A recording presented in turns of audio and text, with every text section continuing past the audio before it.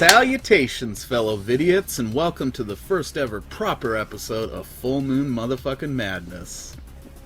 So as you well know, if you checked out our pilot episode and inaugural swoop special for this series, the whole point of it is kind of to take us back to the video store days of our youths while we enjoy these old Full Moon classics and some of the not-so-classic stuff, and just generally have a good time. In the spirit of that, though, I figured it was important for us to start off this series with a gem that I rented a ton as a kid, literally to the point where it pissed my parents off, and they would outright refuse on several occasions to rent either this or the sequel for me, because they figured I was watching it too much.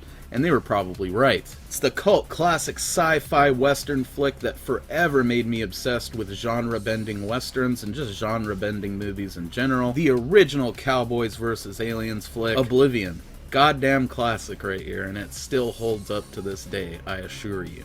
Hopefully this video will encourage you guys to get your asses over there to Tubi and check it out. As is going to be the case with almost every single one of these, eventually me and my lady are going to do like full-length podcasts discussing them as like, you know, a side thing to these main episodes. These are just kind of to like give you a relatively spoiler-free look at the movies. That way you might be more inclined to check them out before those occasions eventually come around. So without wasting any more time, let's take a look at Oblivion. Oblivion was directed by Sam Irvin. It was written by Peter David, who many of you guys may know as a noted comic book author. His run on The Incredible Hulk is still legendary to this day. It stars Richard Joseph Paul, Jackie Swanson, Andrew Divoff, who some of you guys may remember as the Djinn from the first two Wishmaster movies. It's also got TV's George Takei from Star Trek. We got Julie Newmar, Isaac Hayes, and Meg Foster up in this bitch as well. Honorable mention to Macetta Vander, who plays Lash. Deadly sexy with the moves to back it up. It's got music by Pino Donaggio. It was the last Full Moon Entertainment joint to be distributed by Paramount Home Video, if memory serves, and it was released on December 14th of 1994. Basic gist of Oblivion is in a galaxy far, far away on the second Earth, where apparently they've just reached like the Wild Wild West era of human development, but somehow they have a bunch of high-tech shit. This scaly, mean-spirited sumbitch named Red Eye, who's like the regional outlaw, has a penchant for tormenting this small town of Oblivion. It's this backwater, out of the way little Wild West village. And his latest scheme to conquer said town is to, you know, steal these minerals from a local claim,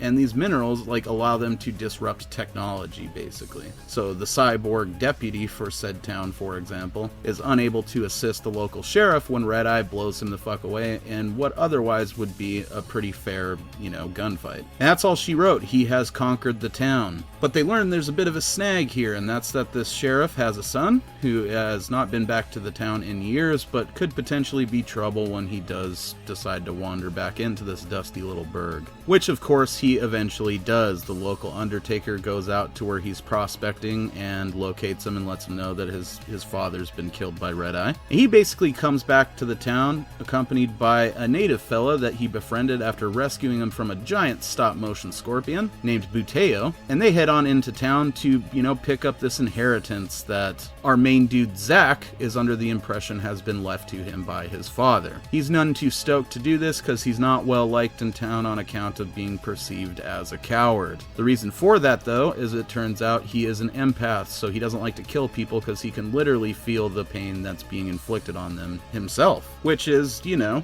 not fucking good. Whether you're in the Wild West here in our own history or in the Wild West in a galaxy far, far away, you know, death and destruction, or in the very least having to defend yourself violently, is kind of part and parcel of what you expect out of life. Anyway, they learn that there's no inheritance to be had, but they're still able to attend the funeral for his father, who was a well-respected man in town on account of being the sheriff and being a generally good guy. So everyone's pretty pissed off that he got murdered by Red Eye, and several of the residents are pretty bummed on the fact that his son, Zach, doesn't seem interested in doing anything about it. Especially the lady that runs the local general store, Maddie, who you can tell kind of has the hots for him, but is like bummed on the fact that he's apparently a coward, until she eventually learns about his empath abilities. But Buteo, on the other hand, has quite the score to settle with these guys, because it turns out that it was actually his claim they robbed prior to the movie beginning. One of, you know, Red Eye's henchmen went out there and killed his entire family, staked picked him out for the night scorps, they call him, and took all of this mineral, which I forget the name of, to use as part of this scheme to disable, like, the tech in town so that they could take it over with brute force. So Buteo goes ahead and challenges one of, Red Eye's henchmen to a badass arm wrestling match where they have this, like, creepy frog creature that's super poisonous sitting on the table, and it'll attack whoever's the most afraid. One of my favorite scenes in the movie for sure. Anyway, that kind of kicks off some shit. They take Buteo captive, and they're gonna essentially have Lash whip him to death with her electro whip. Zack and him have become pretty good friends on the lead up to this, so he's not about to stand by and let that happen. It kind of forces his hand, and then reluctantly he sort of steps into the role of the Avenger of this town, and eventually becomes the new sheriff, and is tasked with, going out there, hunting down Red Eye, and putting an end to this shit once and for all. He learns a bit about being a hero along the way, makes a few friends. I especially like the unlikely trio of Zack and Buteo, which is like, a prospector guy and this native dude, and then the local Undertaker Gaunt, who's played by the same dude who played Lurch in the Addams Family movies. He starts following him around, so it's a super unlikely trio for a Western, but outside of that, it plays out very much the same way that many classic Westerns do. It's just got a very convincing and well thought out sci-fi veneer over top of all of it. Well thought out actually might be a generous description there. More accurately, it's just convincing, and you can tell it was done with a lot of passion. The movie kind of simultaneously pokes fun at Western and sci-fi, but you can very much tell that it was done by people that have a deep respect for both genres, and that shines through in the final product. Got a great sense of humor to it. The camp is well balanced. A lot of it provided by George Takei, playing like the drunken local doctor guy. He's just improvising Star Trek jokes through most of it, which are a bit cringy, but again, it's like cringy in that good kind of way that you can laugh at. The effects are pretty goddamn good. I especially like that part where fucking Red Eye like regrows his arm. It looks like one of those fucking things that you use to like grab tools from underneath your car.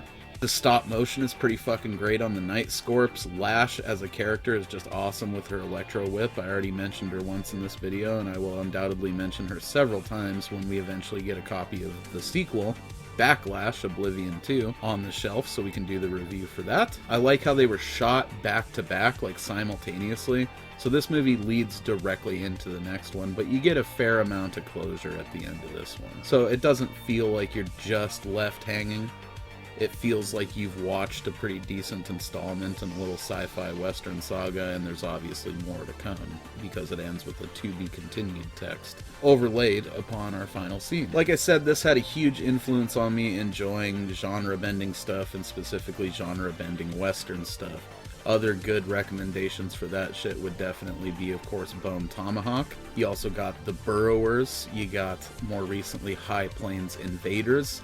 Or at least more recently for me, absolutely fell in love with that movie. Part of the Maneater catalog of films. And then, of course, you got Westworld. Can't go wrong with some of that.